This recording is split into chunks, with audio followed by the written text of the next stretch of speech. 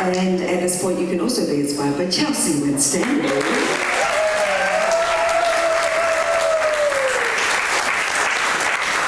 Tēnā tātou e hui mai nei, heuri ahau no te Arawa waka, no uruao, no te taho tōku paua, no Ngāi Tahu, no te taho tōku kuia, no te Arawa tūwhare toa hoki. Nō re ana ku mihi, mai te wai te mata ki te manga tapu o te rangi toto ai te hu tama te kapua, taku tūpuna kia koutou Ngāti whātua o rākei. Te hui mana whenua o tēnei takiwa. Stacey Morrison, aho, and I'm very lucky to introduce you to my friend, your friend, the friend that we all want to have, Chelsea Winstanley. First of all, to bring us into this space, I'd like to offer karakia, and this is a karakia that, Bruce, I'm sure you can still feel, even though it's essentially about wahine. So all of us can feel the essence and the power of wahine. We are born of wahine. We are born of this whenua, and so this karakia is summoning all of that energy and thinking about who we descend from, all of the greats in your whakapapa lines, all of the wahine that have nurtured you, and we summon them into this space, we remember them with such aroha. And we also protect ourselves as we come into a kōrero that I'm really mindful is a public conversation but might feel like a private conversation. Because Chelsea and I have daughters who are besties, and so we kind of co-parent. And the custody arrangements are really loose. And they're mostly guided by the kōrero. Actually, they tell us where they're staying on any given occasion. So I'm just really mindful, could we consider the energy we bring into this room, how it will contribute to what is shared with you, by not only Chelsea Winstanley, but the incredible Awateanita. You could probably just go into applause right now.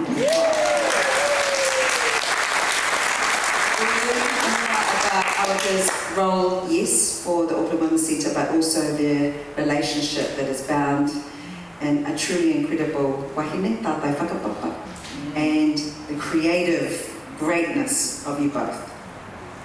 So, with that in mind, no pressure guys, but could we bring all of our best energy? And you can stand, you can sit, whatever you want to do, as I offer this karakia.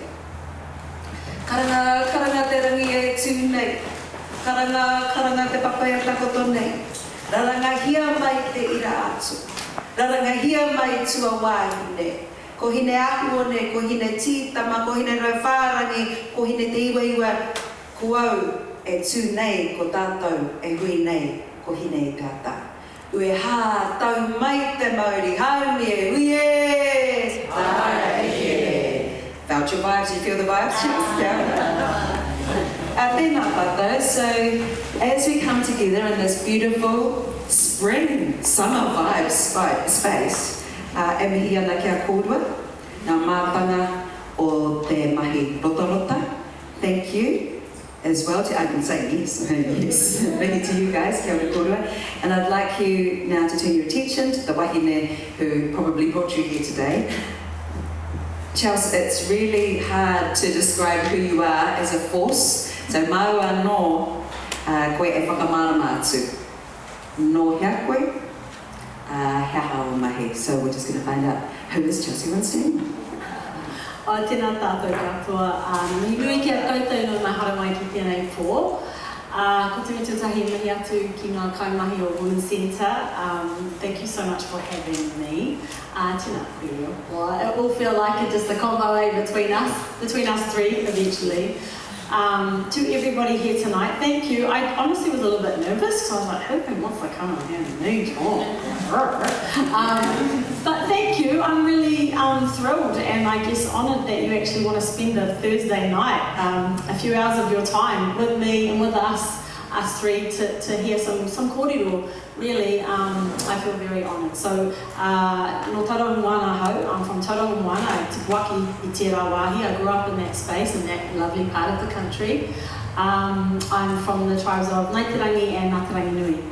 And also Pākehā on my dad's side, hence the name Chelsea Winstanley. I'm not named after a football team. Apparently I'm named after, my mum said she was in love with Chelsea Brown, who is a black American singer, lounge singer, crooner. I don't know, I never really heard from her. And actually, no one else has really heard or know who this person is. Has anyone heard of Chelsea Brown? Chelsea Brown? Anyone? No? Yeah. We'll look her up. Whatever, Mum. Apparently, that's who I'm named after. And Dad, Scottish, English, all the things that make up wonderful Pākehā people that we have in this country. So that's my kind of makeup, my background. I moved to Tāmaki Makaurau to go to high school. I went to Auckland Girls Grammar. And yeah, woo, to the eggs! Out there. Did you have a short stint at Western Springs? And I did, because Auckland Girls didn't really have a lot of art stuff, and by the time I was reaching 7th form, I hung in there. I wanted to do photography, and I wanted to do all the things that really creatively buzzed me out. But Auckland Girls wasn't quite there. I think they had 2 places for photography if you wanted to do it. It was like a tiny wee wardrobe cupboard or something.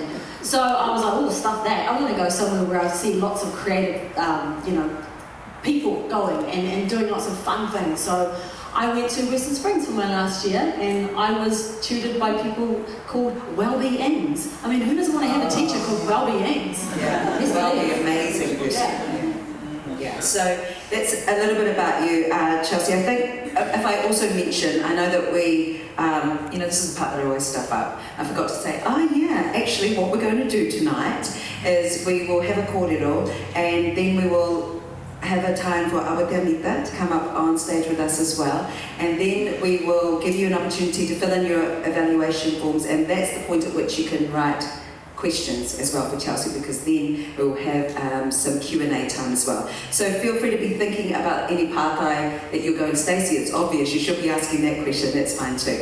So this is a significant day that you choose to be with us, Chelsea, because today is the official box office opening of Moana 2 and the simultaneous worldwide first release of an Indigenous version, as in Moana 2 Reo Māori, ki te ao to the whole wide world.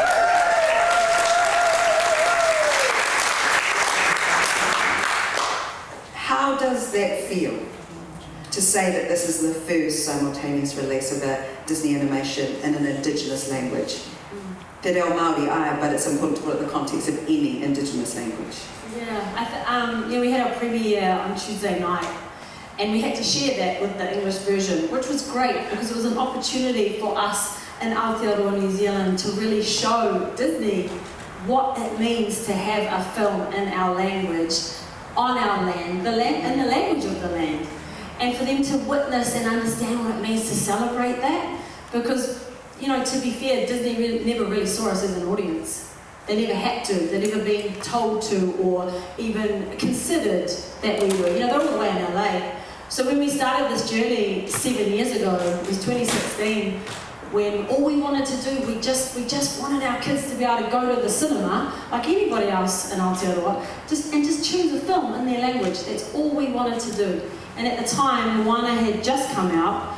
The beauty about that film was that it already had actors that were Māori. So we had Stacey Morrison, we had Rachel House, and Jermaine Clement. They were already in the original. So there were little kind of, I suppose, opportunities for us to pitch this to Disney, to say, don't worry about it, you got nothing to worry about, you got the same actors, Taika had also participated in writing one of the first iterations of what Moana was.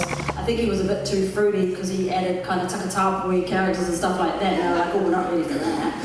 So he didn't really hang on and learn the further iterations or what Moana became, but that was also good to have someone like him involved. So we had a bit of a strategy. We were like, okay, if what we want to do is have our kids be able to confidently walk into a cinema and be able to choose a film, we need to work with the biggest global giant kind of in the entertainment industry in the world, because that's how we seem to wake up in this country sometimes. We're globally hot, domestically not.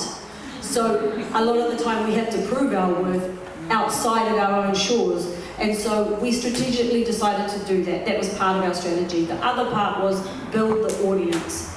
So we knew we couldn't just do it with Moana. in order to have us taken seriously. So here we are now, six films in, 7 years later, and that's been a journey to really prove, not just to ourselves, we know we're an audience, we exist, and obviously I can tell by the applause about one or two little Māori being out there, you know we exist too, but it was a matter of having to prove to the cinemas. Because there's no kind of mandate for them to keep us in the cinema, to be honest. There's no mandate to keep this amazing documentary or any other Kiwi film, to be fair. And how often do you want to go to the cinema and you're like, oh damn, I missed that movie, it's gone already. There's no incentive for them to keep our films in the cinema. So these things need to change on the whole, as an industry. But we knew in order for them to take us seriously, we had to keep going. We had to keep proving that we were here. And I really want to thank so many of our kura and schools that have gone continuously to support this mahi, because we could keep proving, look, our audience is growing, our audience is growing, our audience is growing.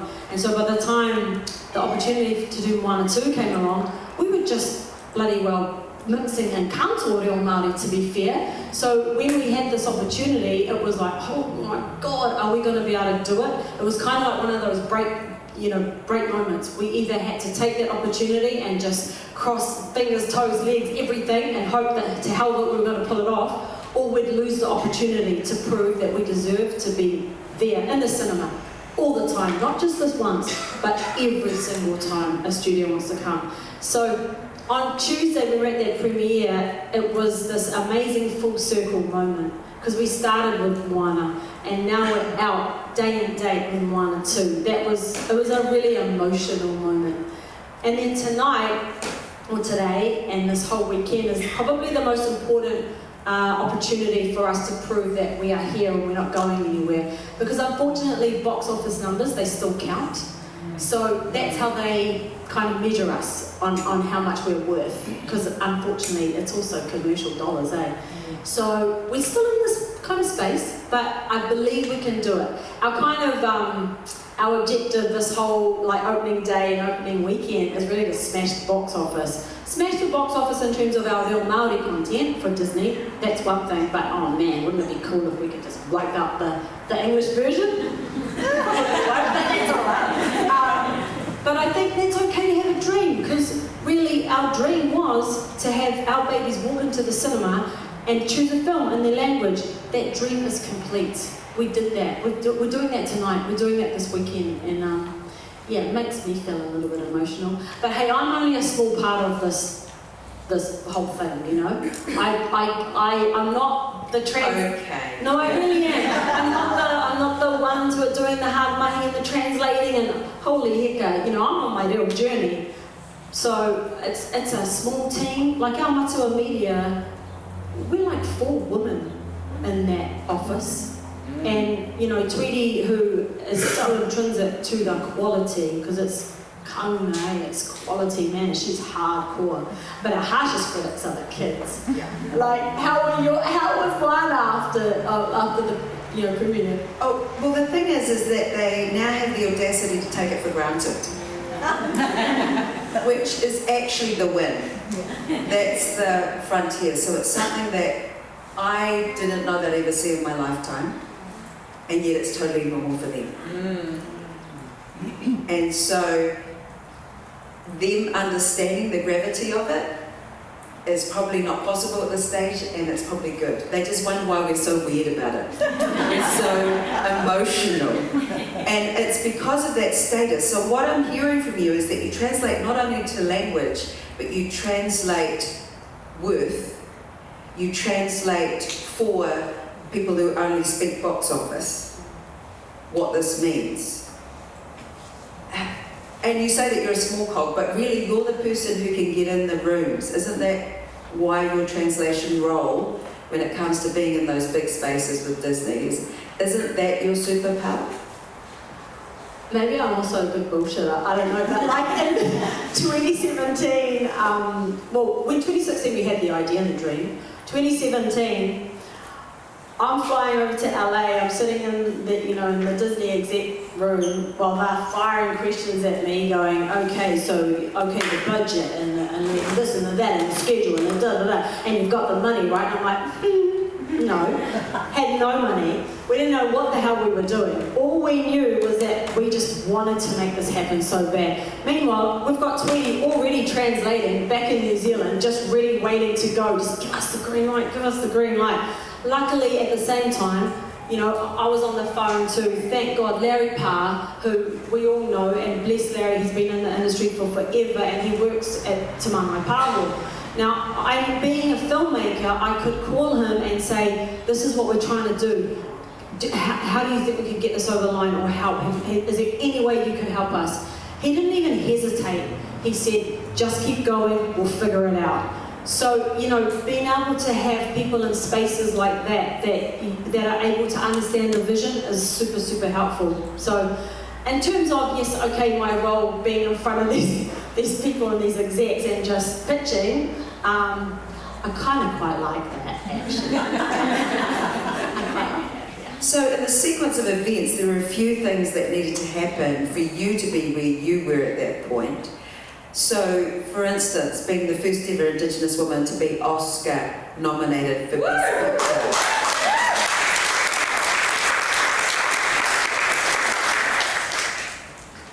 So tell us about stepping into that arena. Did it feel like you were stepping into a new arena, a new frontier in terms of that kind of level of Hollywood blockbuster?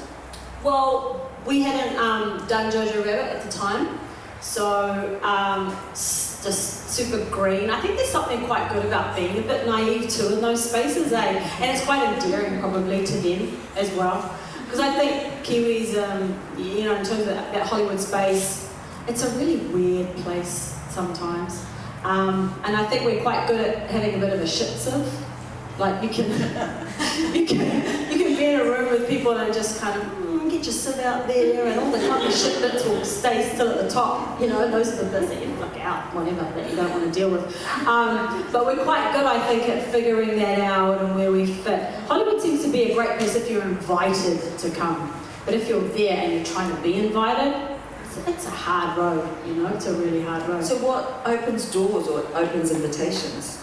Oh, you know what, I know we're going to talk about Merata, but Merata, your mama, was so intrinsic to ensuring that Indigenous filmmakers around the world had connections. She worked so hard and she was tireless at ensuring that we felt we deserved to be in those spaces. And all the work that she did with festivals, and especially with Sundance, National Geographic, like all these really important places for us to feel safe in, Merata was intrinsic. So I would attribute so much of that to her for opening up doors and making us feel like we could be there.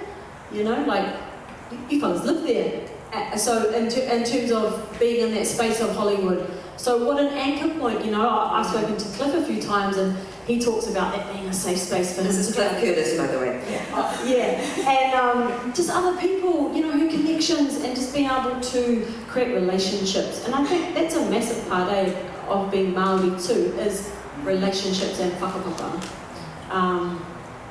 So it's part of that. It's being able to just feel like you belong in that space. Yeah.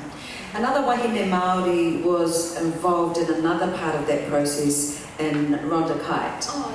So tell us about the technology that's needed to be able to do these Māori versionings. Yeah, so in terms of that translation mahi, it takes so many different, there's a lot of different phases and iterations of it. And so Tweety and translators who come on board, and we've had different ones throughout each film, they really first and foremost look at translating the world. Like how do we call it reimagining, because what we try and do is we reimagine these films that will make sense for our babies, so that when they're watching it, they're not just literally watching word for word translation, they're watching a world that's reimagined for them. So for example, like Lion King, when Mufasa is in the sky and he's passed on into another realm, and you got little Simba there, and he's so walking for his dad. He's heartbroken, And he's talking about the concept of matariki. And now as a nation, we've all experienced the beauty of matariki and what that means to set our beautiful souls that have passed on into the night sky. And so all those little beautiful messages are put into that script, into that world for our babies to be able to go, oh, that's me, that's my life, I understand that, that's normal. So it's really about engaging, how do we engage our audiences? So there's that first, that translation happens first. How do we look at the story and allow it to make sense for everyone living in this country? Actually, when we think about matariki, we think about those concepts. We all celebrate them now, we understand how beautiful they are. But you know, what's good for Māori is good for everybody. So that happens first.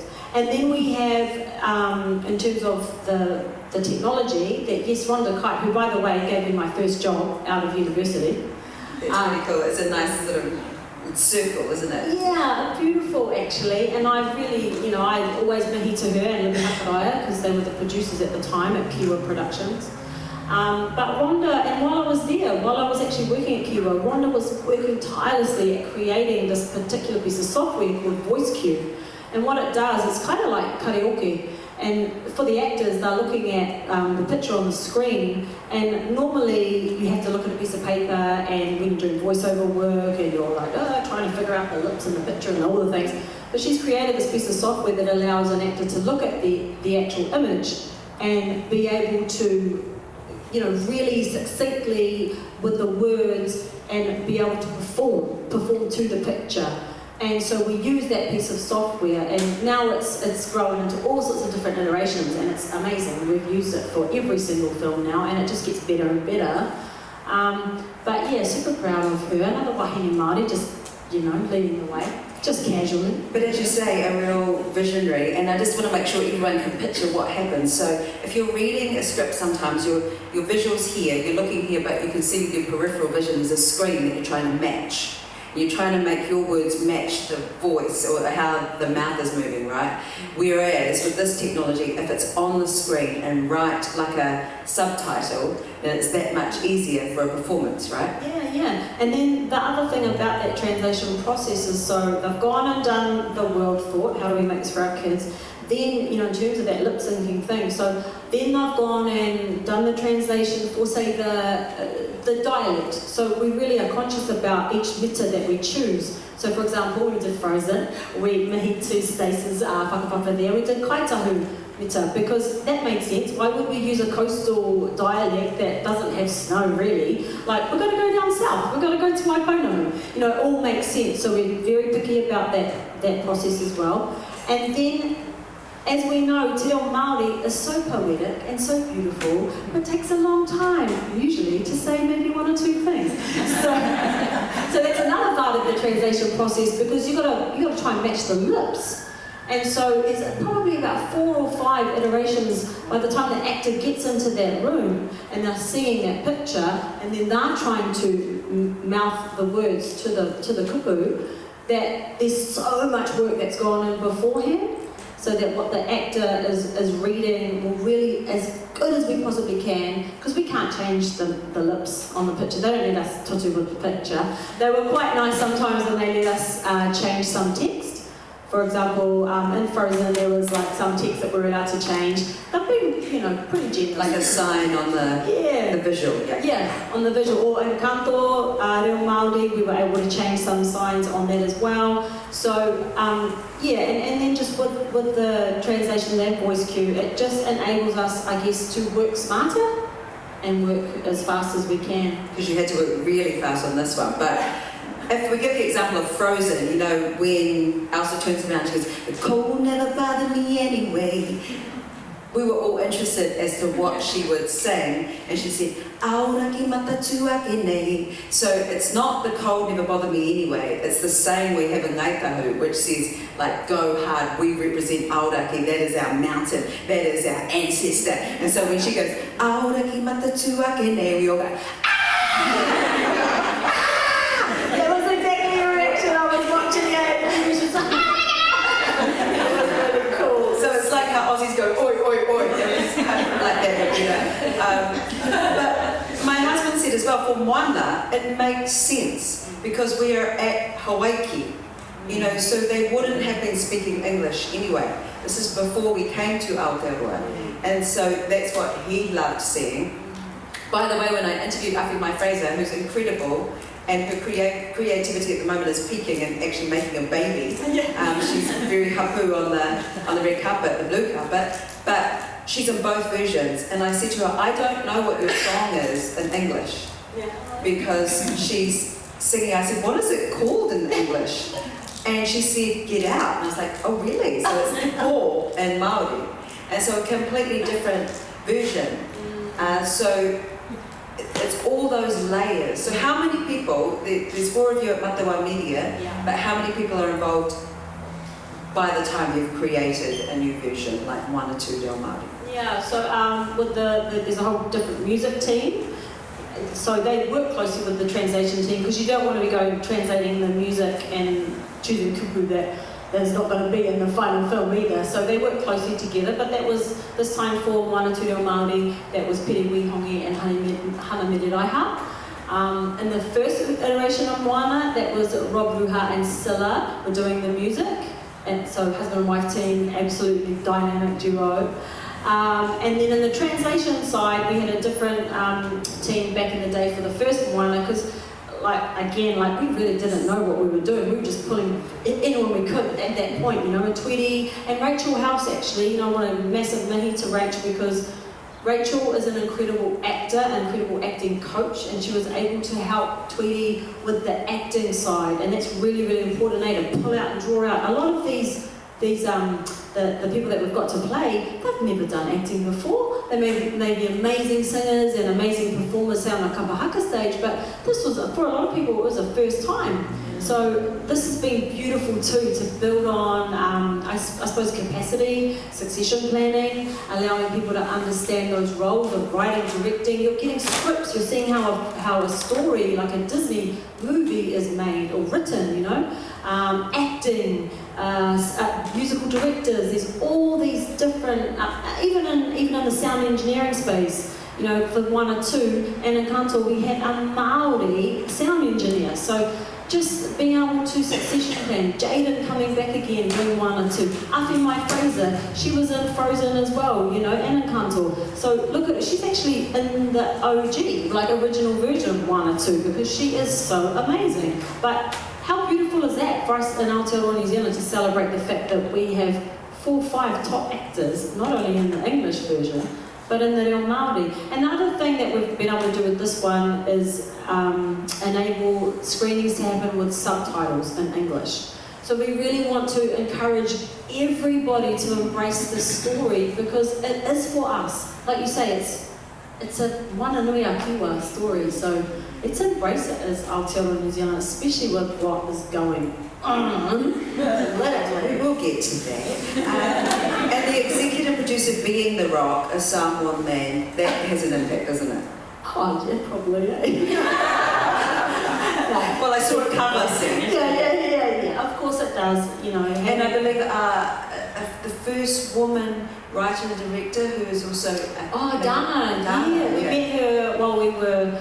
So we were literally, you know, when we were mixing in Kanto on the stage in London, because sometimes we can do all the recording here, that's Kei Te Pai, Disney, yep, you've proven yourselves, well done, you Maoris are amazing. But they still, you know, they want to make sure that they have their touch on the end, and that's Kei Te Pai. So we often either have to go to London or we have to go to LA to do the final. I have to go to London. London was hilarious, because we're like staying in this hotel, and so at the time we knew we were going to do 1 or 2, so we simultaneously kind of got these things happening, craziness. So like the time frame to try and get 1 or 2 out and done and all the things, I don't know, it's mind-boggling that we actually pulled it off. So here we are mixing in Kanto 2. At the same time, we're in the hotel trying to record. Pere Wihongi, who's our musical director, had come over also for the final mix. Tweety gets this phone call from Kaliko, who's the Hawaiian, I suppose, cultural advisor, part of the 1 or 2. Tweety, we need choreography for the haka that Moana's doing, because there's a little bit of a in the first one when the rock does the haka, it's a bit anywho. So this time, as they get better about their cultural kind of competency, they were like, 2020, can you help us choreograph this haka for Moana? So here we are, recording on our iPhones. Pere is, so Moana has a paddle, right? So we're asking at the reception, do you fellas have a broom or anything we can use? We've got to try and do this thing with a paddle. And oh my goodness, so she's doing all her moves like this, and then you've got all these tourists coming into the hotel thinking, is this a show? What is going on? It was quite funny, but yeah, just that time frame, and just the process, you can laugh about Peter it. sent what, basically an inspiration for what ends up in 1 or 2. 1,000%. So when we finally get it, because you must also remember, this was another first for us day and date. And so we've never worked in a space where half the animation we're receiving is still stick figures. It's like, holy heck, what are you fellas doing up there? You haven't even finished the picture. And that's really hard for us too, because if we think about we're trying to sync the lips, half the time we're thinking, oh my God, how will the lips be now in this particular thing? So what they were needing was to see authentic moves that Moana would do. So yeah, send off this bit, like literally on our iPhones, and then to see it in the picture, they'd actually done right. They did the right thing. They took those moves, they took the language, the gestures, the everything, and they did it. So kudos. And actually it's beautiful that Pere is the one to do that, because Pere is an incredible performer, and with Rangi too, a poi performer. Yeah. And they have just got all of the goods. So it was perfect. It actually worked for Moana as well. When you're talking about all these roles and people say you're a producer, what does that mean? What does the producer do? And I'm not the only one who's ever wondered that, right? Yeah. They're really different iterations, I suppose, of the job description, and it really depends on, I suppose, the scope of whatever the project is. But in this instance, with the Disney Reo Māori projects, I suppose the role of a producer is really you're there from the very beginning to the very end. And part of that also is to find the money. Part of that is to just support the entire production. And really, yeah, finding the money thing is probably the hardest. And then dealing with all the legals as well.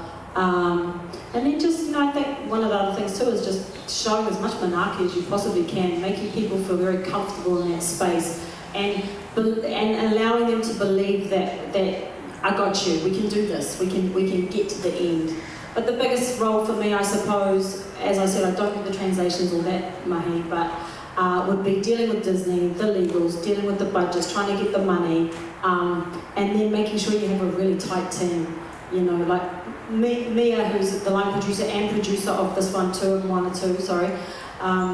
She's absolutely magic. She's gold. That's Alahimu's daughter, by the way. Just another one. Fantastic. Wahine Next gen. Yeah. And Megan, Rangi Clark, she's also part of our really small team. So, yeah, it's just being able to gather the right people around you, And that's a life lesson, I think, too. So being a producer, is it a creative role? It can be, for sure. It can be, and then it cannot be. It really depends on the project. There are creative decisions to be made in these spaces, but really the knuckle, the guts of these projects is really about, because we don't touch the picture and we don't touch the original story as it is, so to speak. So we reimagine what it is, and that's a creative space to be in. That definitely is creative, being able to reimagine what that world is for our babies. I can creatively, make up stuff like I guess I did back in 2017 pitching to Disney. I'm a bit of a creative talker, like getting things across the line. Or, the other, actually it kind of can be when I think about Lion King, for example, when we got Elton John over the line. So Elton John, that was another coup that we did that only Te Reo Māori has ever done, in terms of another language. Not even French, not even German, not even Spanish. So Elton John, they say, has OV, original voice, on every single iteration of Lion King. When you see the end credits roll, it's Can You Feel the Love Tonight? I'm not even going to try and sing it because I'll fail, but you know that one? when that rolls and that credit rolls, he had absolute carte blanche. Nobody else in the world was ever going to touch that. So when we receive all the material from Disney, we're chugging along, we're doing our thing, and then we come to the end and we're like, oh heck, where's the stem? So they call them stems of each of these, particular vocal tracks. Oh, where's that one? Oh, they must have just left it off or something. Ding-a-ling-ling, hello, where's the stem for Elton John's, reprisal? Can you feel the love tonight? Oh, forget that, you don't get that, nobody gets that. We don't even have it. We're talking Elton John. Yeah. Precious, right? Yeah. And we were like, what? We can't have this incredible movie start into Te Reo Māori all the way through, and then that massive big ballad, can you feel? I'm trying to sing it now. We can't have that then go in English. It would just be like, it would be weird. And they were like, well, sorry about it. He has OB. So we were like, okay, cool. That's a no from you. Thanks. That's just an opportunity for a yes. So we just went about our own way. We all have kind of, mates here, there, people throughout the world. But we made a beautiful little video, and we just found him ourselves. And we just did a tunnel to him, and really just from our heart. And we said, you don't know what this means to us and for our children and for our country and for our future. Can you please consider? And we just were really honest about what it would mean. Hello, we actually had already recorded it because we were like, we've got to have that in the bag. Like, holy hell. Shit, we can't go to the mix, because we were meant to go to LA and mix, We were like, shit, we still don't even have the yes, but we better have it in the just in case kind of thing. 2 days from being on stage in LA, we get the yes from him. It's like, even Disney were like, what the hell? What are you Mary's up to? They also couldn't believe it, but I think that's just part of, just keep dreaming. Don't take no as a given. Just keep going. If you have it in your guts and it starts with intention, the intention has always been pure with these projects. And I just think there's other forces working out there, to make it happen. So that was a beautiful creative moment, being able to get that across the line. Because creatively you're also a director, you're a writer. How do you balance that? Because I see that people want you to use your power as a producer, as an owner of Ahi Films. They want you to open doors that seem closed to everybody else. So how do you balance that between, the responsibilities and then your needs as a creative spirit? Yeah. I never wanted to be a producer. I didn't even know what that was either. When I first started in this industry, I went to AUT. I went there because I wanted to make documentaries, because I saw Bashing Point Day 507 and I lost my mind. I was like, whoa, who was brave enough to make that film? So she was the driving force for me to carry on my education, and all I wanted to be was a documentary filmmaker.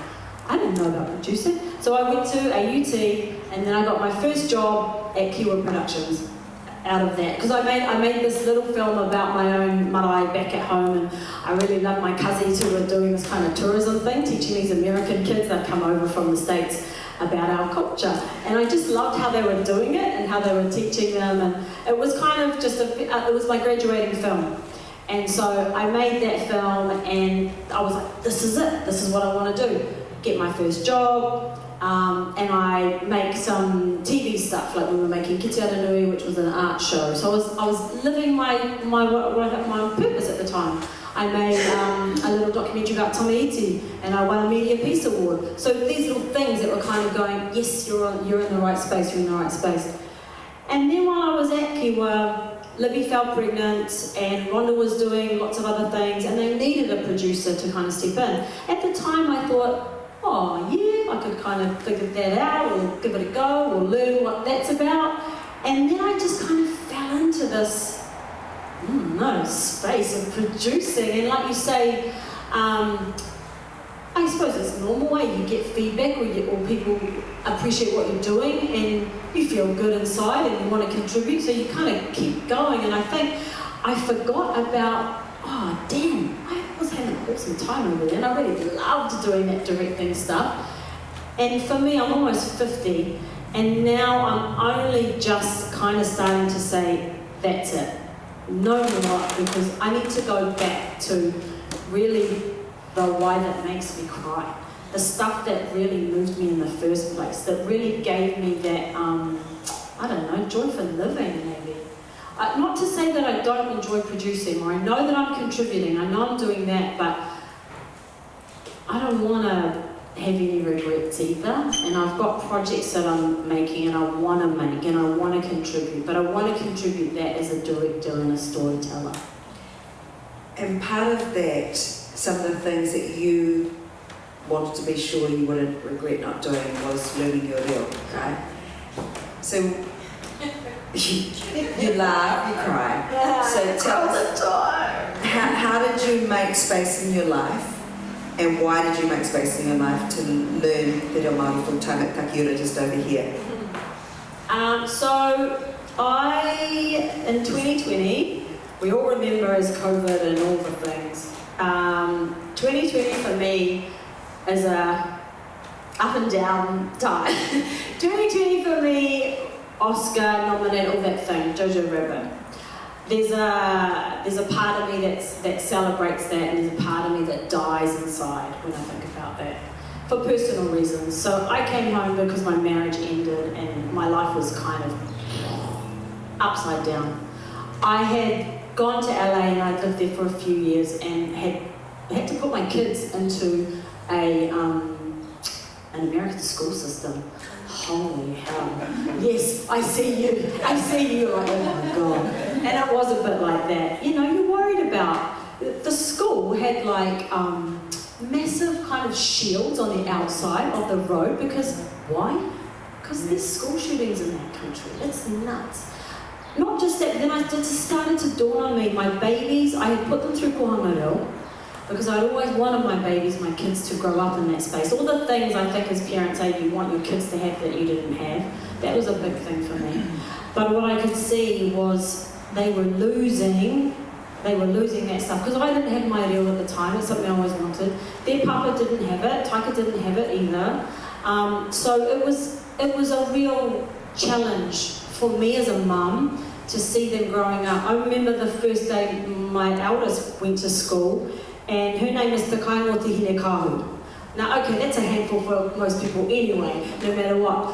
But we would call her Hinekahu, or her little baby sister would go, Te kainga, whatever, you know. But for America, so her sense of self-worth in that country was based on this. People say, oh, what's your name, darling? She'd be like, Te kainga, and I'll be like, I'm sorry, what?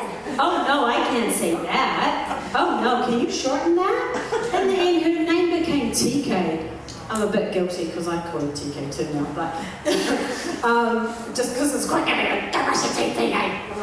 But that became, she felt that. I could see it every time someone said to her, oh no, I can't say that. Oh, surely it's something, whatever, you know. Just a little bit died inside for my baby. And she shut down a bit. I could feel that for her. So it was a massive driving factor for me, was to come home. COVID was nuts anyway, and also Black Lives Matter was happening in America at that time too, so it was kind of doubling craziness.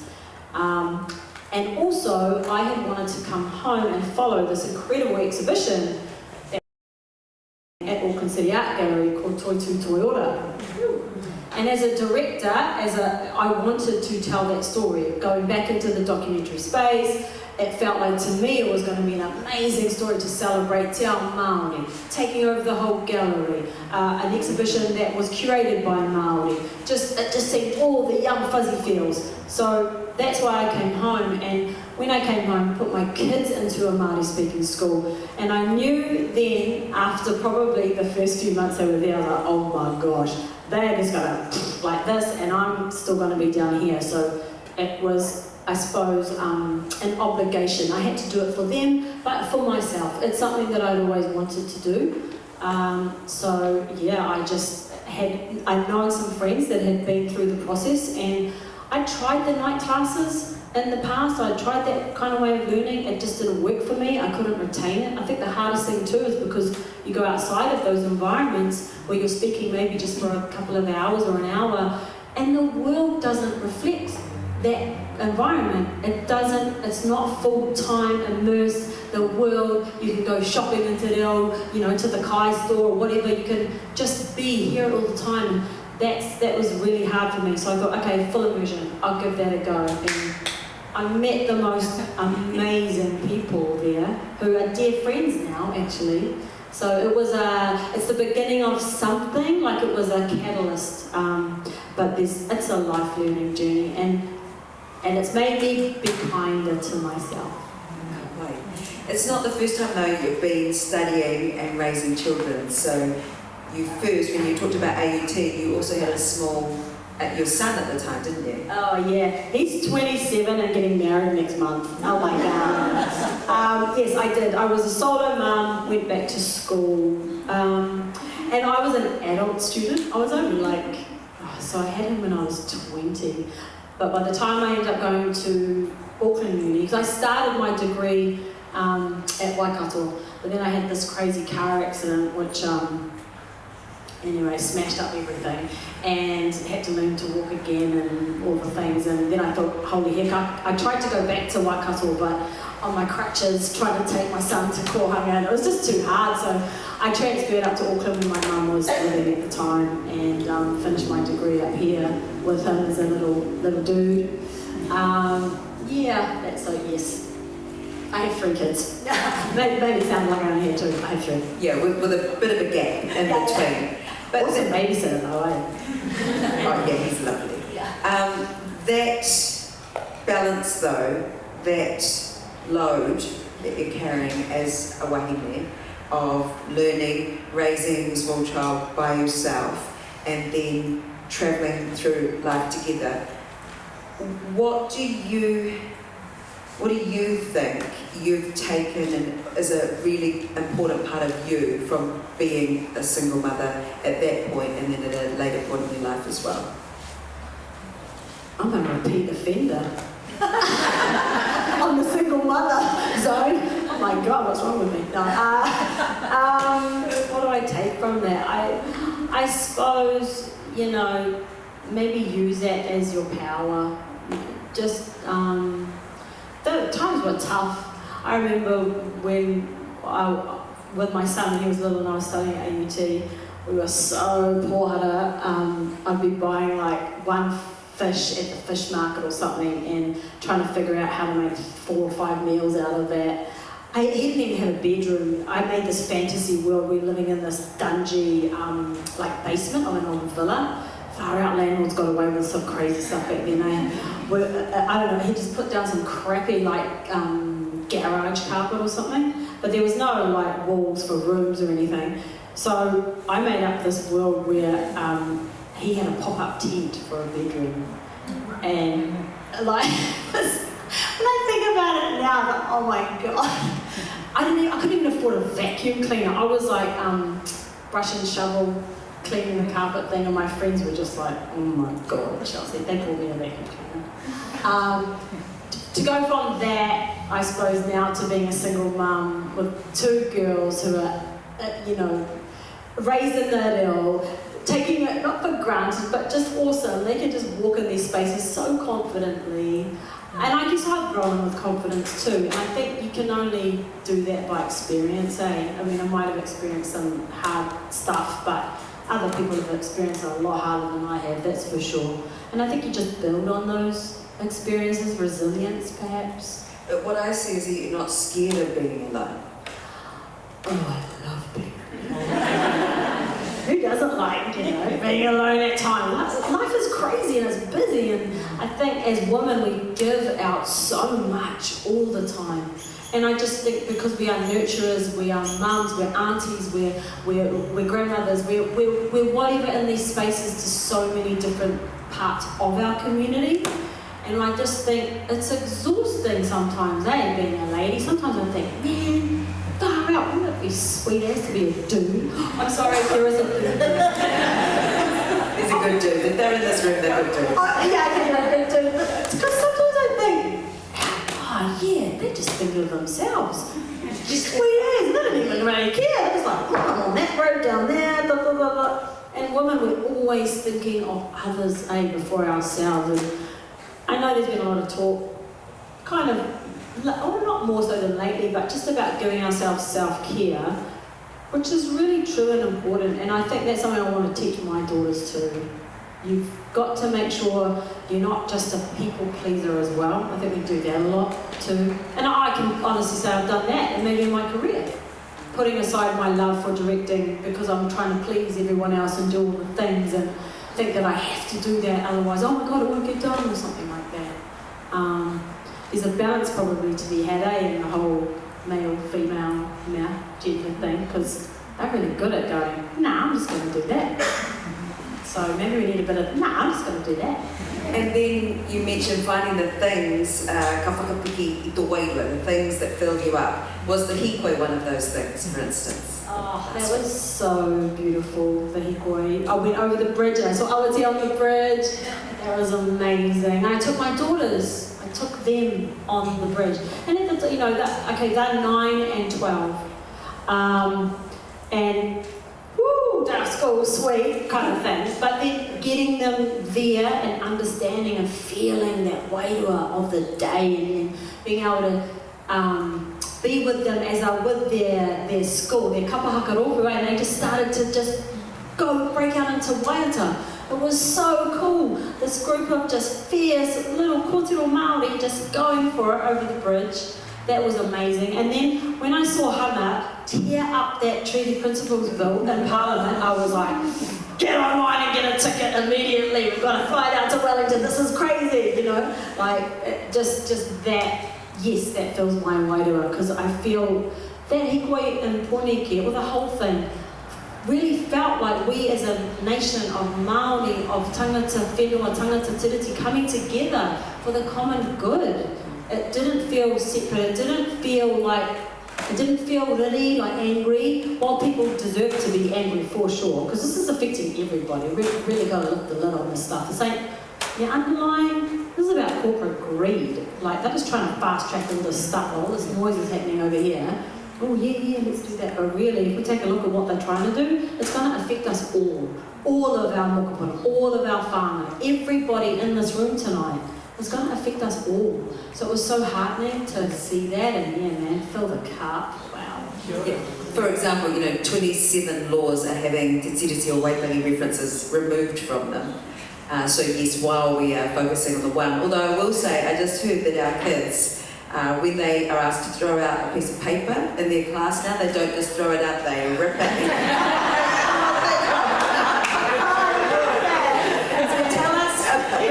About the energy in Te Whanganuiatara on that day. What were some of the sights that you, with your filmmaker's eyes, took in on that day that will continue to inspire you?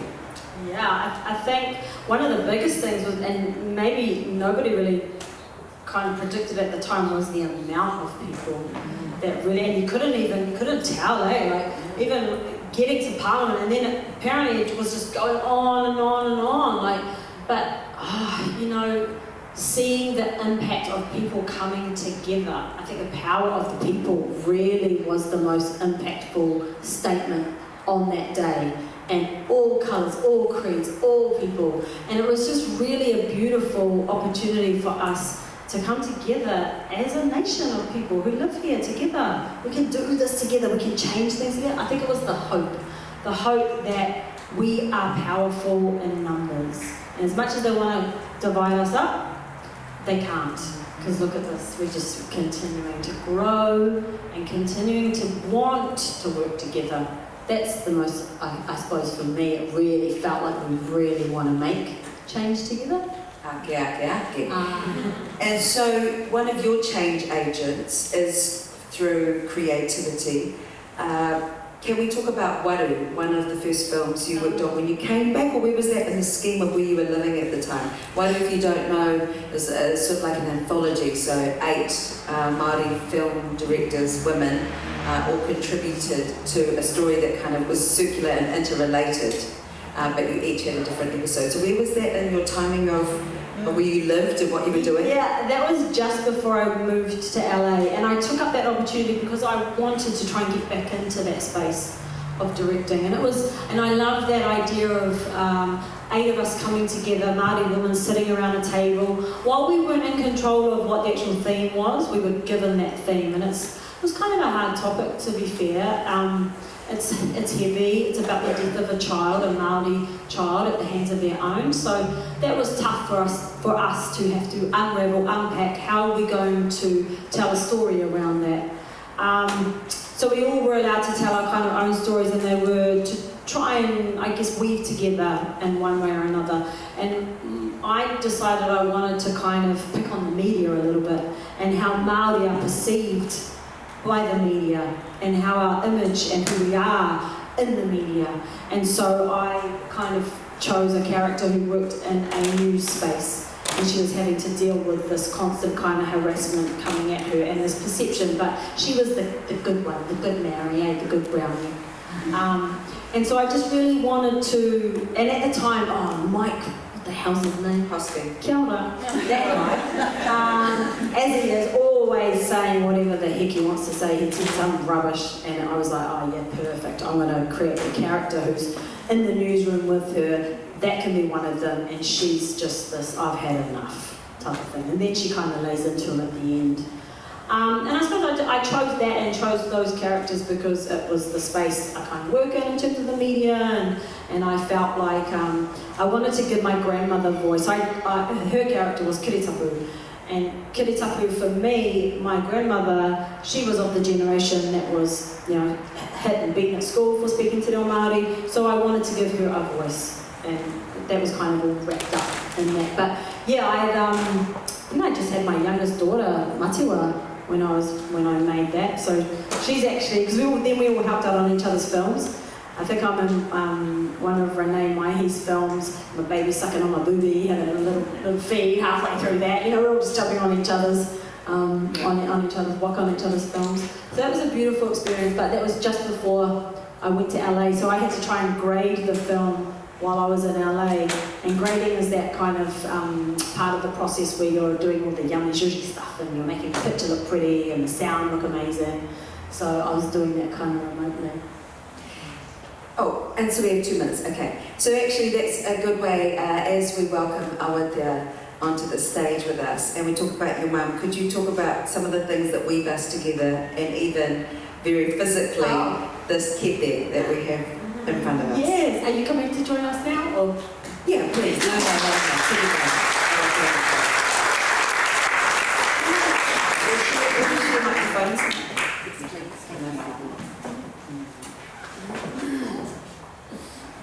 Yeah, wow, things that literally weave us together, literally. Okay, so this kete, I wanted to bring it tonight because, stop crying now. This kete, she never really goes out. I took her out for the first time on Tuesday night because it was such an incredible moment for us as Māori. But this belongs to Awatea's mum. And Awatea and her beautiful brother Hippie gave me this when we had finished the film, Merita Haman to colonise the screen. And it was also full of these beautiful badges. It was full of one from Utu, one from Patu, and it just, I couldn't believe what I was being handed and received, and I just want to tell you I'm only here because of your mum. I'm only doing what I do because of your mum. And I love you.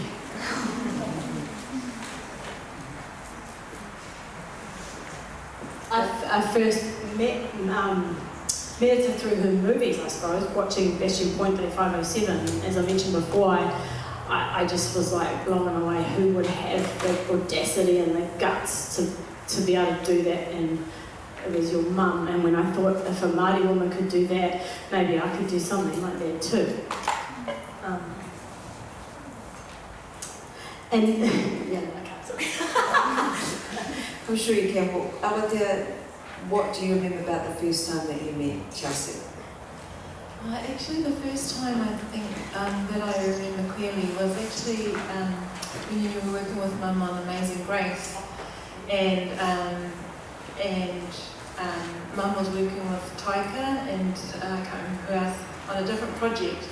So it was sort of like this moment. Yeah, that's right, on boy. And at this time you weren't a thing. We weren't a thing, but we were just pretending we weren't a thing on the set. I already knew that at the time, so yeah. Not a thing. Nah, not even, bro.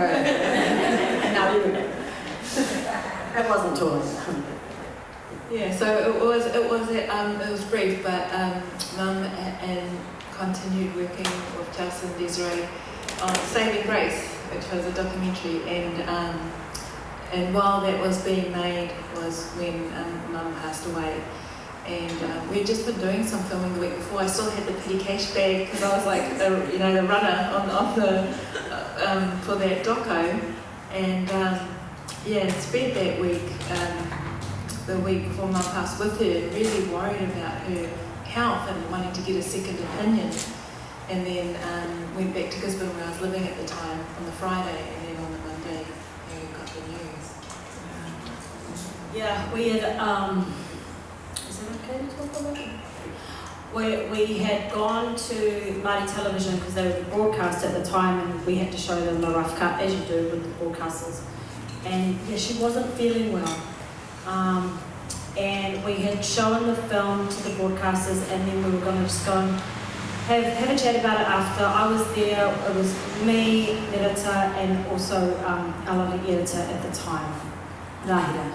And we were outside and we were talking about going, should we go and have a coffee? And I said, okay, I'm just going to go get the car, just sit here with Rahira for a minute, I'll be right back. The car was just around the corner. So just see that maybe I'll just bring the car to the front so she didn't have to walk to the car. And I brought the car around, and Rahira said, come straight to the window and said, hurry up, get out of the car, she's calling for you, she needs something. And I parked the car, came running back, and I could see that your mum was not in a good space. And so I ran to the Māori TV reception and said, just please call an ambulance. And subsequently, yeah, she passed that day right there. And it was it was a devastating loss for everybody. First and foremost for you and your father. Haere mihi ana ki tēnei wahine, tana wairua. Mea ngā mahi katoa e mihi e tonu nei ka tika i te tua wahine. It's important that we do remember everything that is part of your whānau and part of who you both are, and that it is wairua. So, how do you get to, in a fairly short amount of time, to a place where you're able to support your brother making this movie about your mum? And actually, it's called Merata, and that's most important, but how mum decolonised the screen, I just think is the best subtitle ever. How did you get to that place, and how did you feel, Awatea, about sharing that part of your mum's story, your whānau story, really personal story? Yeah, my brother, my younger brother, he lived a very different life. So my stepfather, Jeff Murphy, he directed a film called Utu that was reviewed by Pauline Kael, a well-known LA film reviewer. As soon as that review came off the press, we were getting calls from Hollywood. Beverly Hills Cop script came through, all these other scripts started coming through, and the next thing we know, we're living in Beverly Hills. I'm the first time I went over, I think I was 13 or 14, but while we were living there, coming back and forth between New Zealand, Mum and Jeff eventually have my little brother Hepi, and Mum put him on my hip she was busy working and I was looking after my little brother. So he was always with me. And but he grew up in the States. He went to school in the States. He did his degree at UNLV in Las Vegas before he came back to New Zealand to look after his dad, because to be closer to him. This was after our mum had passed, and he wondered why his older siblings weren't as settled as him in life. Like we were very troubled. And he didn't know why. He was very curious as to why we behaved the way that we did. And then when he dug deeper, he discovered all this history, our mother's activism, the state brutality that we experienced as a family, and he wanted to tell that story because he felt like because he just sort of had some, I guess, maybe judgment about the way we lived our lives. And then when he unpacked that and began to understand like the trauma we were living out of, he wanted to honour that. And I think he did an incredible job of that. But we were filming the scene where my brother and I are being interviewed, and then 2 weeks after that scene, my younger brother, Hebe's older brother, passed away. And at that moment, we didn't know if we were going to go on, if this movie was even still going to be made. We were devastated. It wasn't something we saw coming. And I mean, we were so lucky that the 2 weeks previous, we got that interview with him, because otherwise we would have missed our chance. We were at Annie Collins' house, so some of you may know that Mum had a long-standing relationship with Annie Collins. They edited Manawaka, Patu, other projects, and we were at her house when we got the news that our younger brother had passed. And so we managed to, when we think about Mum and what she overcame to produce the works that she did, we had to carry on. We carried on like how she carried on, and the film became made. And I was very sceptical at the start. At the premiere, I was like, I felt that my mum's never received the recognition that she should. And with my brother's film, I was happily proved to be a liar, and that Mum's legacy would become known all over the world. That she's, established and known as the godmother of Indigenous cinema, and that legacy I see in Chelsea's work. Not only has she upheld that legacy, but she's promoted it even further. Mum was groundbreaking in her time, and in this moment that we're in now, another groundbreaking moment. And so I'm really proud to sit here with Chelsea today with this history with Mum, and just reflecting, because Chelsea produced Merita Mum Te Kolonisa Screen, and we got to go, my brothers and I got to go to Venice, and we got to go to, when we were in Germany, and when I was in Taiwan, we got to go to all the, my brother and I started to have to divide up the film festivals that we could attend. and to share all of that with Chelsea. So that was an incredible journey that we were all taken on. But I think through all of this and being in this moment now, I really just wanted to acknowledge Chelsea, and not only for upholding Mum's legacy, but taking Māori and Indigenous filmmaking further than it has ever been before. Kia ora. So it's interesting, having your brother having such a different experience of your mum as a mother, but also his life. And I guess with your son Maya had quite a different experience to your younger children. And I definitely know that with the younger siblings from my parents' second and third marriages, that like little shits. But it's a huge thing to share. And tell us, Chelsea, both of you please, about the response to this film around the world. I think one of the most amazing things about this film was when it was picked up at Sundance by Ava DuVernay. Ava DuVernay is one of the most pioneering, incredible black female filmmakers in America today. And she has gone on and built a campus that supports women filmmakers, people of colour, trans. She's just again, a groundbreaker. When we were trying to figure out who on earth would be able to pick this film up because it deserves to be seen around the world. That's one of the hardest things in terms of producing, is to how do you pair this up with the right people who will care for your film, your story, and get it out to the rest of the world. Because often your films, just get buried within, say, a sales agent or a distributor's kind of catalogue. So it's a really important relationship to figure out who is going to be right. So I had kind of seen Ava's films, and I was like, oh man, I know she just starred in Array, and I was like, she would be perfect. So I reached out to her, and her 2IC, Tulane Jones, she's the person who kind of filters everything. You've got to have someone, if you're of that help, to filter everything out for you. I can talk about that shit sieve, Who's that? So she's the one who got to watch the film first, and she immediately called me back, and she said, oh my God, everything that Merita says and talks about is exactly what comes out of Ava's mouth. I have to get this film in front of her. She has to see it. And so when Ava picked it up and said yes, I think there's a photo of me and Hippie at Sundance, we're just like on chairs or something, just like, oh my God, we got picked up by Ava today. To us, and for me as a producer, I think that was a major coup in my, I'm so proud of that moment, to be able to ensure that her film, her story, your mum's story was going to be cared for. And so, Ava took that. That film was on Netflix around the world. It also went into special curated screenings. It's on airplanes in America.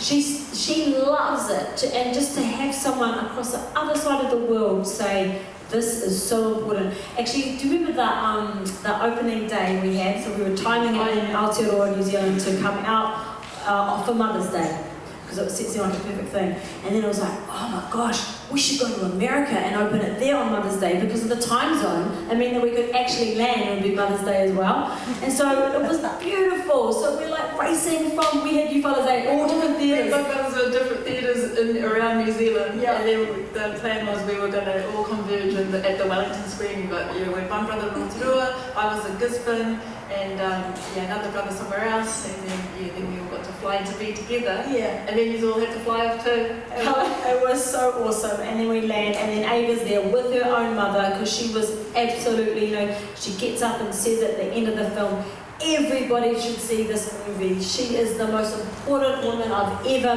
had to meet. She didn't get to meet her in person, obviously, but in terms of her legacy and what she was saying and what she was doing, she was like, everybody must know who Merita is. And she went out of her way to do that. That I suppose was a massive highlight. But,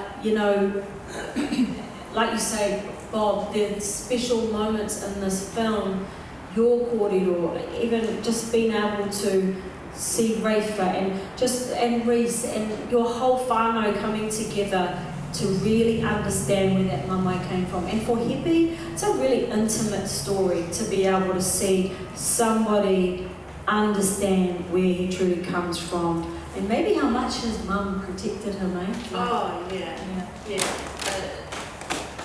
Because she could by that point. Yeah. But I remember at the Auckland premiere, it was rowdy as, there were heaps of activists there, and they were, making all sorts of yelling at the screen and everything. I was like, oh yeah, okay, this is the first premiere in New Zealand. Like, oh yeah, okay, they like it, it's cool. So we're in Wellington, my brother and I, and the doco's being screened, and it's like dead quiet, and we're looking at each other like, shit, do you think they like it?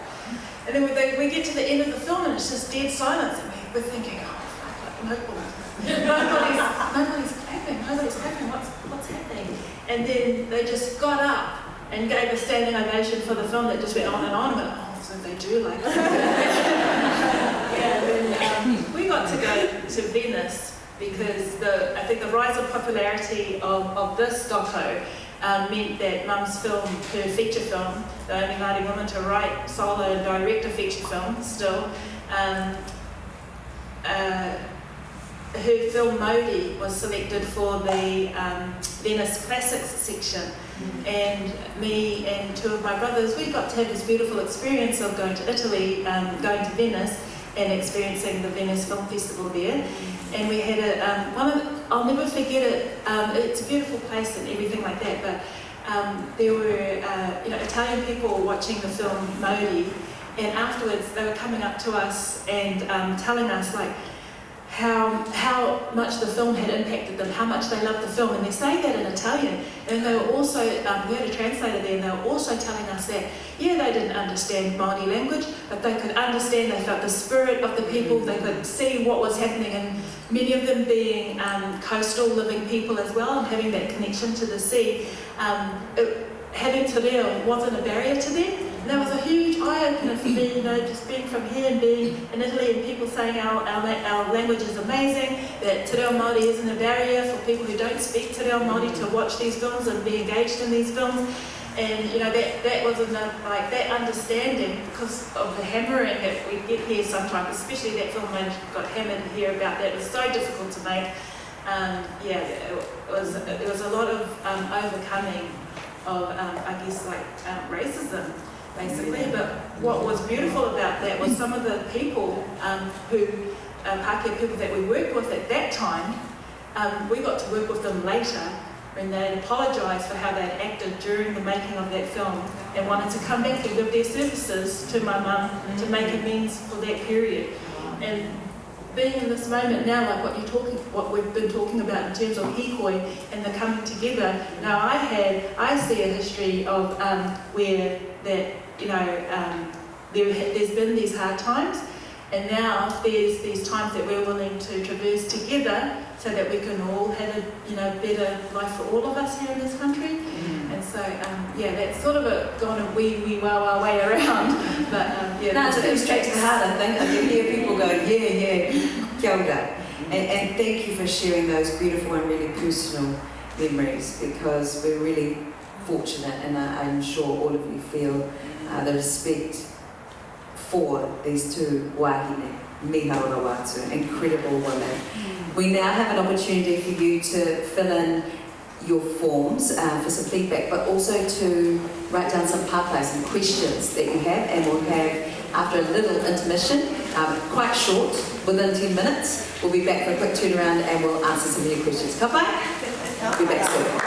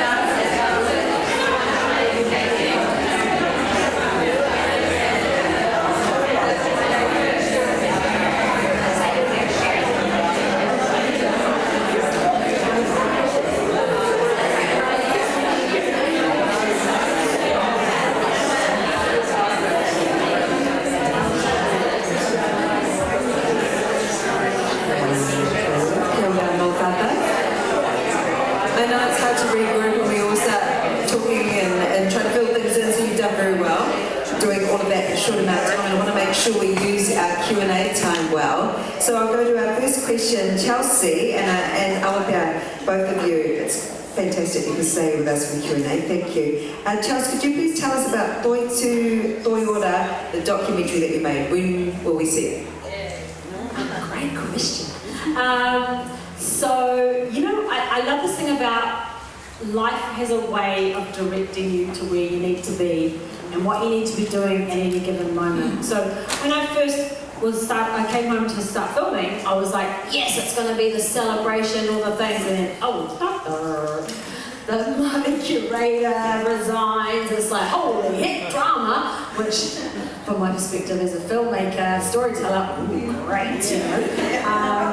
But then, you know, life takes over, we had all this Disney thing going on at the same time, and I didn't want to rush the project just to get it out because, the exhibition came down 6 months later, shivers, I better get the film out. It wasn't about that, and I'm literally sitting with the editor this morning, today, and we just had this moment where we were like, you know, timing is everything.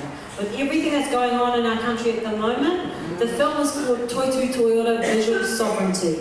And it's exactly what Nigel was trying to do and what he was trying to do the whole way through that film and through that whole process. And I really was interested about what goes on behind the scenes. We all get to, as a public, go into these galleries and see these beautiful exhibitions, but we don't know what goes on behind doors or how do they put this together. How many hundreds of people are working so hard in that gallery to make it all happen, and I really wanted to celebrate that, the community that put that together.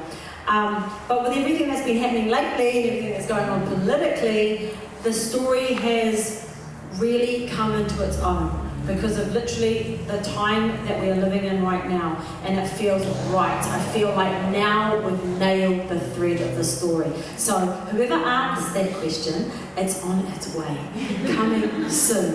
Where will they see it? Well, I suppose with anything, you know, like with this film, with anything you make, you kind of want it to be able to have I think this film deserves to have a bit of a festival life, first and foremost, because I think that's the audience that I want to reach. It's probably everyone in this room.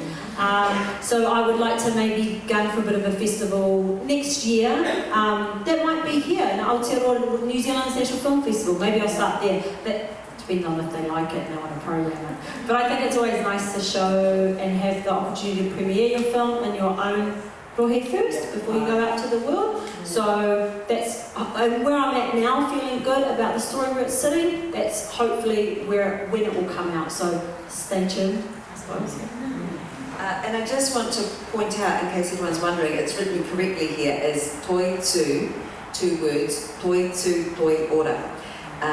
And so toi is one of our words for art, and so Toi Tu Toi Ora written that way is kind of a play on how art can be upstanding and vital and also ongoing and living. Then when you hear Toi Tu Te Tiriti, Toi Tu is one word, and that means steadfast and everlasting. So when we say Toi Tu Te Tiriti, we're talking about the ongoing mana of Te Tiriti.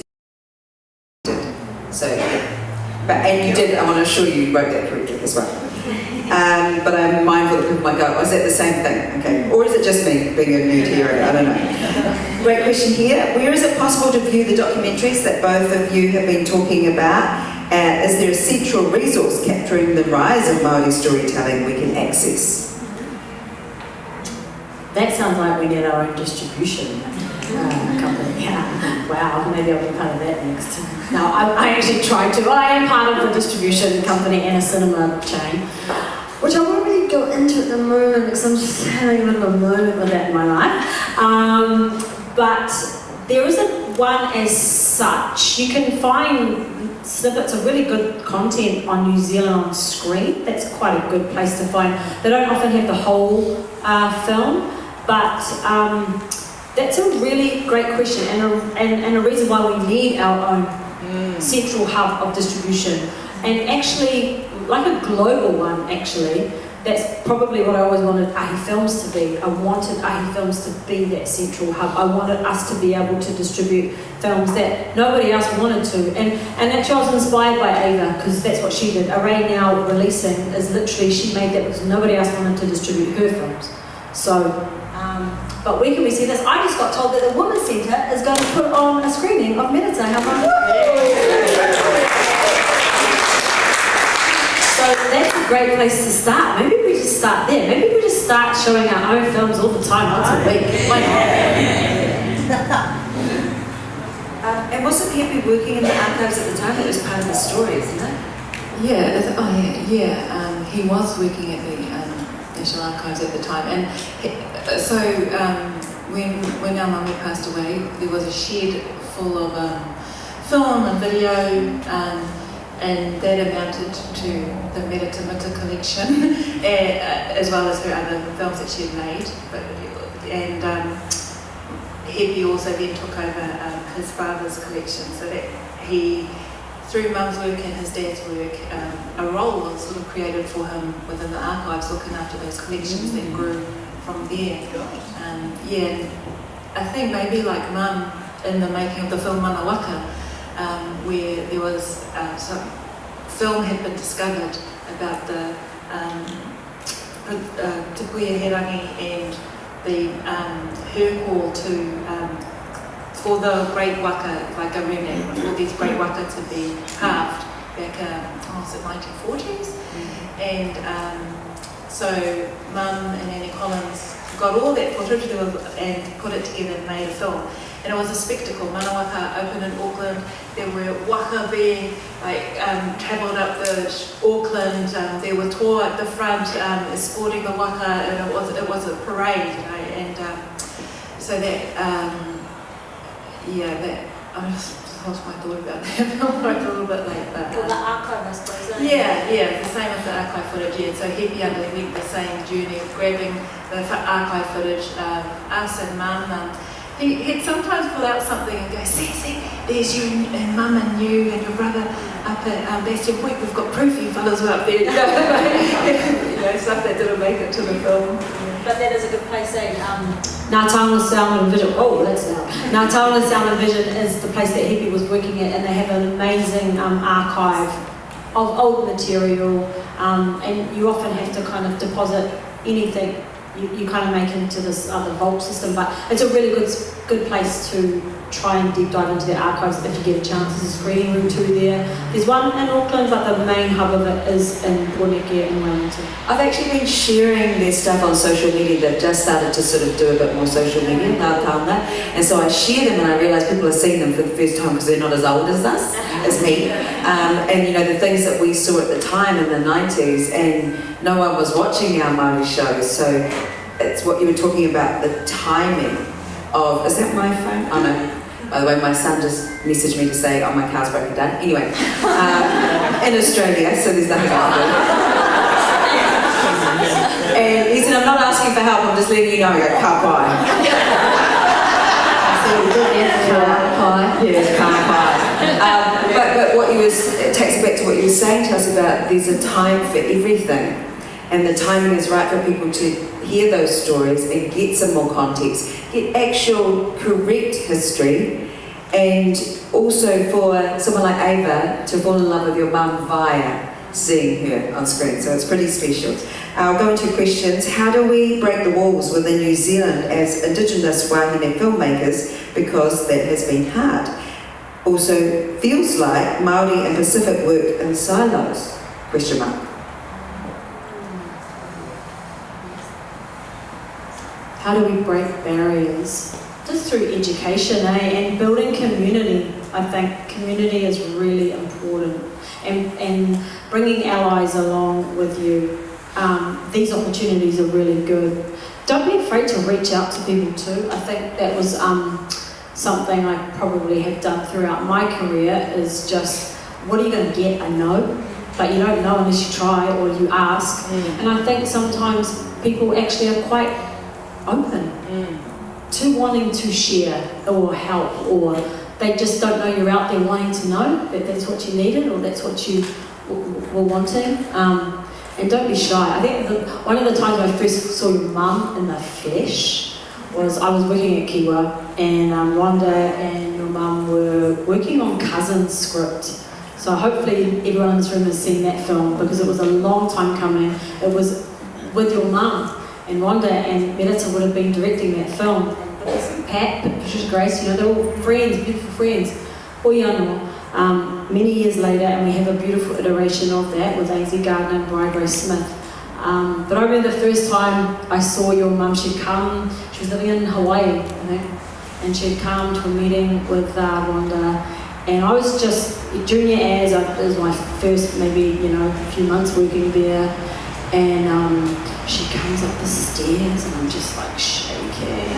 Oh my God, what do I even say? This is my hero who I'd like seen in films, and I was just like far out, you know, I didn't know why, it was just kind of like, would you like a cup of tea, fire?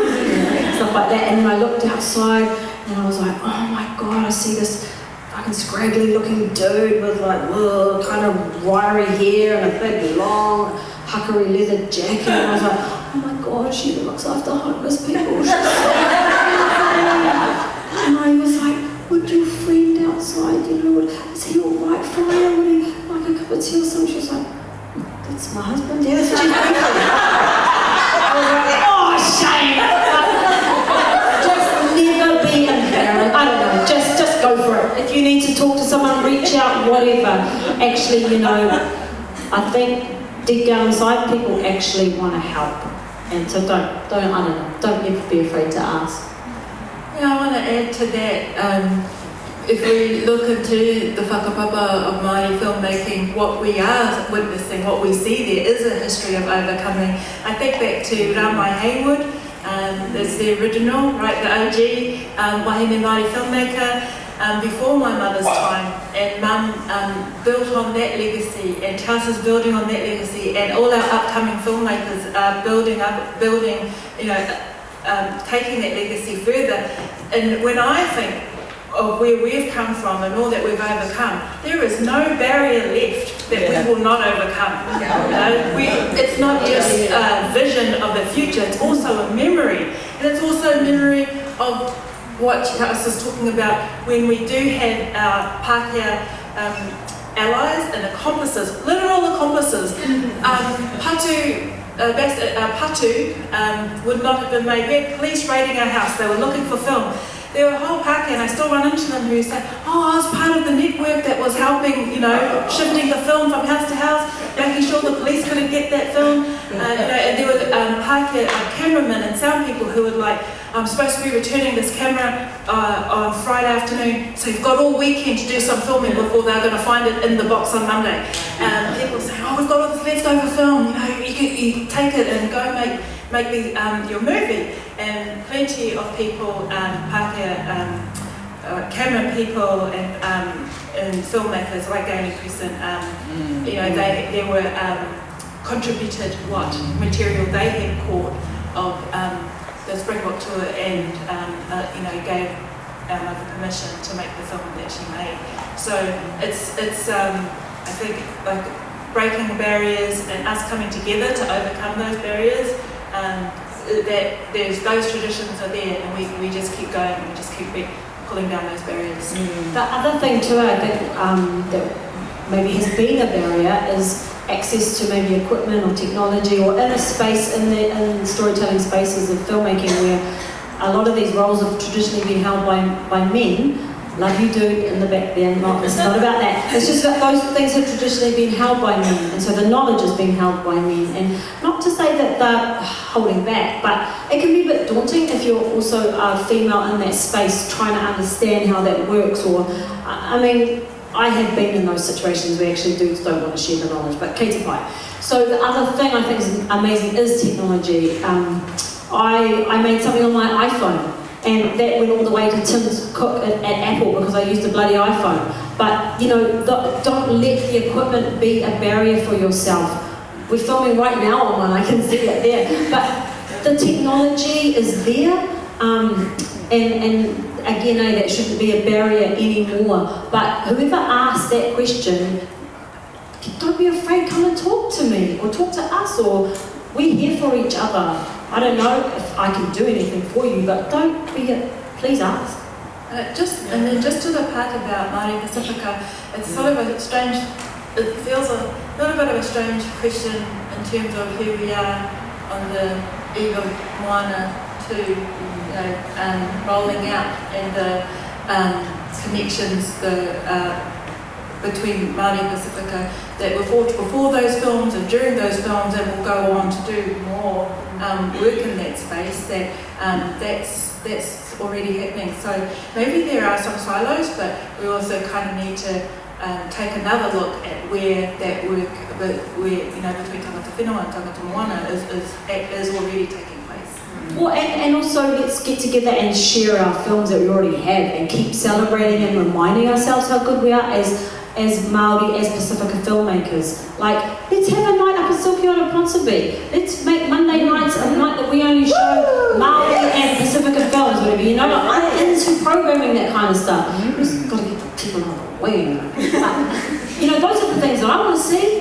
Why don't we do that? Why don't we come together as a community and do that? If I know that you all want to come, on a Monday, because I know for sure we're going to show some old films from Aotearoa, we're going to celebrate our Pacific sisters, our Māori brothers and sisters, whatever. Let's do that. Yes. Why not? Right. Yes. You're getting your auntie vibes now. We're going to do this, we're going to do that. So, what advice, this is a good question to bring in now, would you give your younger self now you know what you know and have had the experiences that you've had?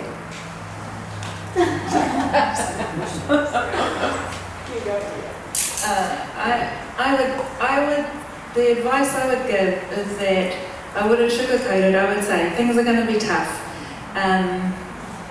There's going to be a 30-year period where you're going to feel like silenced and that you cannot talk about any of the things that happened during your childhood and your mother's activism and her movie making.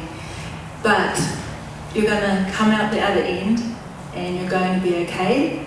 And for our whānau who never put a foot wrong and never had, you know, much to overcome, that's great. But we're over here for those who did, who had similar experiences to us.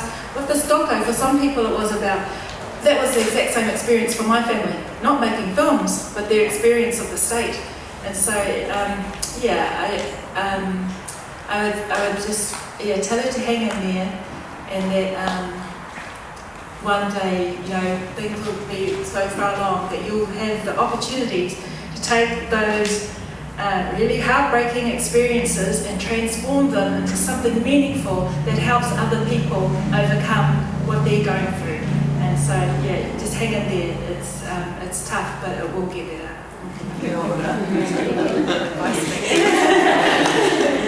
It's so beautiful, hang in there. I think for me, I would do the same. I'd say be gentle, that life is a series of soul collisions, and that, you know, that life is there, it's not happening to you, it's happening for you.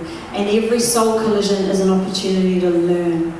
And when I talk about soul collisions, I mean every single relationship. That could be with your kids, that could be with your parents, that could be with your partner. Every soul collision has a meaning and a purpose in your life. And also, this too shall pass, which is what I ended up calling my production company when I came home, because I just wanted to remind myself the good and the bad, it too will pass and you'll get through it. And I think that just comes with experience. You have to, the ups and the downs, but these soul collisions, they're important because you can also compartmentalize them and not take things so personally that way. You're just like, right, I'm having a collision right now. I'm having a time. And you can work with that collision because you know it'll pass. Before our last question, I just want to sit in a little bit of awe of these women. Because both of you, when you read on paper things that you've both been through that we haven't actually talked deeply about today, you could expect to meet a woman who's hardened, a woman who's not as incredibly effusive and so infectiously empowering. And that's what both of you are. Your Māori is light and is lovely and has touched us all tonight. And you didn't let what could have hardened anybody harden you. kaua rawa koro e ware ware. Ki tō korua.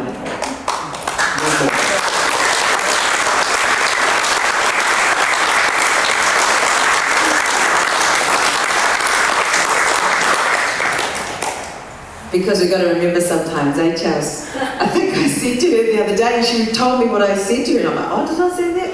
I think that was actually my kuia coming through me. And she said, my kuia said, because I have these out-of-body experiences, like, oh, okay, go, quick. Don't you forget who you come from. Remember who you come from. That tātai whakapapa, those women who we brought into this space now, who we've welcomed into this space now, are always with you. And are you? And you are there. So the last question is, what are you doing for 2025? Plans. Gosh, plans. Well, I want to celebrate more. I want to say no a little bit more and yes to me. I want to be with my kids a bit more. Because I realise that, wow, time is ticking on. I want to be Māori a bit more. I just want to be me. I often write in the journal, I love journaling, get it all out. But I often write things that I just want to be. Like I don't think about, oh, I want to be in the future, I want to be this or that. I just like, this is how I am right now, because this is where I want to be in the world, how I want to move in the world. And I often write, I am me, I am free, because it's exactly how I want to be. So 2025, a bit more free. I want to be a bit more present with my friends and the people that I love, who I'm actually sitting between two of the most incredible women right now, as you know. And you, my sister, like when I came home in 2020, I was on my knees, man. I was like, this sucks, life sucks. But you picked me up off the floor. I remember one interview that you did with me, and I felt for the first time held, I felt seen, I felt loved, and I felt safe. And I know that you give so much of yourself to everybody else. And I hope that 2025 for you brings you some joy for you, my friend, because I love you dearly so much. And you too, my friend, like, wow, it's been an absolute just honour to be in your presence, to know you through your mum and then beyond, and to see you and witness your rise into greatness. And for you to come out of so much hurt and pain, that yes, we haven't spoke about tonight, and we sit here with those things in our heart, but I know what you've been through, and I'm so proud of you, and I think about your mum often and how much she is just loving on you. And I kind of wanted to give these beautiful words something actually, because I thought it was fitting that we're here celebrating this lovely time in Wananui Akiwa, and I want to do this.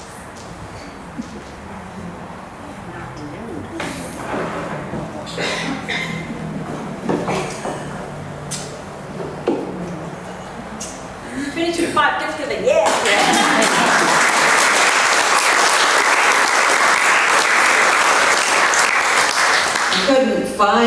I couldn't find my necklace tonight, and this is why, because I was hoping to find it. But I also hope that you feel figuratively one has been put upon you tonight as well. Tēnā koutou katoa, tēnā tātou e hui nei.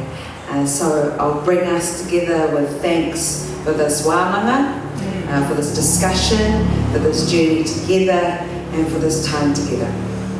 Te whakaietanga e, te whakaietanga e, te whakaietanga e. Tēnei te kaupapa kāia, tēnei te wāmanga kāia. Ko te Māori o te kaupapa ka whakamoia, ko te Māori o te wāmanga ka whakamoia. Ko a kirunga, ko a kiraro, haumie, huie! Tāi! Māori o kia tātou.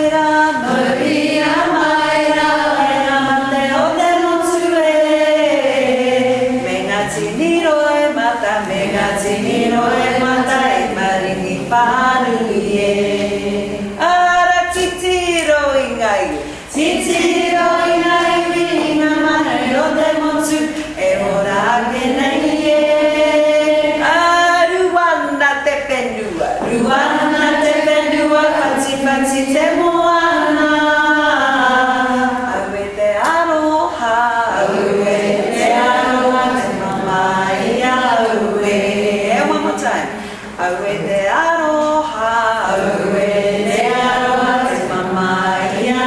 Rua na te whenua, pati pati. Kia ora. Kia ora.